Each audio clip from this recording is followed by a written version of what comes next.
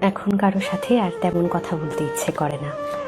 ইচ্ছে হয় না কাউকে ফোন করে কয়েক মিনিট কথা বলি। এমনকি কেউ কল করলেও কল ব্যাক করতে মনে থাকে না। মেসেজের রিপ্লাই করতেও ইচ্ছে করে না। যাদের সঙ্গে কথা না বললেই নয়, তাদের সঙ্গেও দু একটু কথা বললেও সব বিষয় নিয়ে কথা বলতে ইচ্ছে হয় না। মন খারাপ, সমস্যা কোনোটাই কাউকে বলতে ভালো লাগে না। এসবের জন্যে আমি দুঃখিত। শুধু ভালো লাগে সারাদিন নিজের মতন থাকতে। ব্যস্ত থাকি বা না থাকি, তবু নিজের সঙ্গটাই মাত্রাতিরিক্ত প্রিয় হয়ে উঠেছে।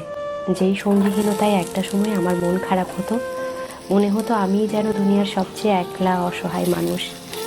সেই খারাপ লাগা, সে একাকিত্ব আজ যেন সব থেকে বেশি প্রিয় হয়ে উঠেছে। এখন অমুক বন্ধু খোঁজ না নিলেও আর খারাপ লাগে না। কেউ ভুল বুঝলেও নিজেকে আর প্রমাণ করতে ভালো লাগে না। যারা আমার উপর অভিমান রাখেন কিংবা ভুল বোঝেন, আমি দুঃখিত।